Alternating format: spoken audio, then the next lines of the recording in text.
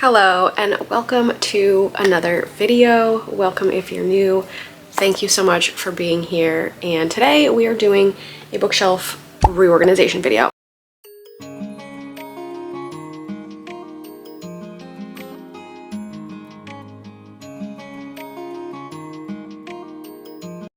Now, I did already record it and I did already do the bookshelves.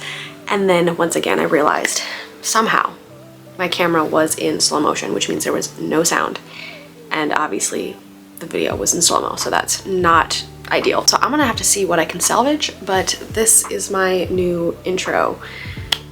The shelves are done. They're done, you're getting a sneak peek. I love how they turned out and I hope you guys have fun watching me. And I hope that I can salvage some of this video because I am not obviously going to be able to redo like any of this. So we'll see what happens, but grab a drink and let's go do some bookshelves.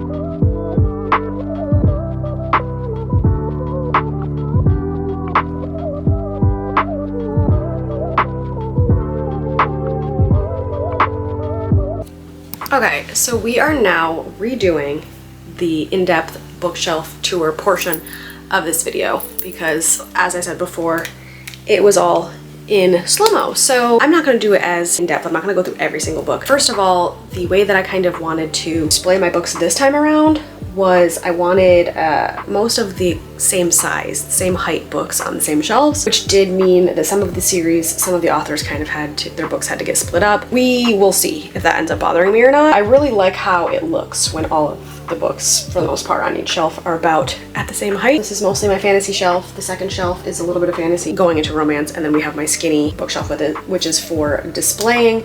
But up here where you can't see is my Harry Potter shrine. This stayed exactly the same as it was before, so I'm not gonna really go over that. And then coming down to this first shelf here that you can actually see, we have put my YA and my adult fantasy kind of together. I used to have cozy fantasy in its own genre, its own shelf. We had YA fantasy, had its own shelf separate from adult. This time around, like I said, I really wanted to focus more on the aesthetics of it. So yeah, I really like how it turned out. We have my copy of The Spell Shop turned out because this is one of my favorite covers ever. We have some special editions on this shelf, some little mushroom decorations that I'm obsessed with. Mostly this shelf is like a lot of books that I really loved. Again, we're trying to keep them the same height, so not every book that I've read yet. Me having to redo this is like... This shelf we have, again, a smorgasbord of fantasy. Take a peek, that's what we got. It's mostly my hardcovers and hardcover special editions. We have the entire Plated Prisoner series. Again, oh, that's the other thing I wanted to say, is that this time around I wanted to organize them mostly vertically instead of like stacked. I do have some stacks just for series, like really long series where it makes sense to stack them, but otherwise I really wanted all of my books to just be vertical and like regular, you know? I kind of been liking that look lately. So there's that. We have all of my hardcovers, special editions for the most part here. And then this next shelf down, which of course you can't see, my paperback, like my taller paperback. So we have all of my Carissa Broadbents. We have my special edition of Serpent and the Wings of Night. We have Quicksilver, the Everking series, Reign of Shadows and Endings. And we have my Tessa Hale special editions and some other fantasy. And then on the very bottom shelf here is more hardcovers and like taller books, along with my From Blood and Ash, Shadow in the Ember series. We have my Veronica Speedwell books, we have some sci-fi, and then some smaller ones that I just like couldn't really fit anywhere else. And they just happen to be like cozy fantasy, cozy mystery, whatever. You get the vibe. So that's this shelf. And now coming over, we're just gonna start at the bottom since we're already down here. This shelf, I ended up having an empty shelf here, so I turned it into, there we go. I turned it into another TBR spot. So this is a TBR shelf. We put all of my fantasy TBR here. This isn't every single book on my physical TBR that I need to read, but just the ones that were like on my cart. We have fantasy on this side, and then my romance over there. A bunch of Elsie Silvers, and yeah, that's that shelf, the very bottom. Next shelf up, we have my Zodiac Academies. Again, such a large series that I decided to vertically stack. I haven't read the series either, but I'm keeping it on the shelves for now because I want to finish Zodiac Academy before starting any type of like similar series.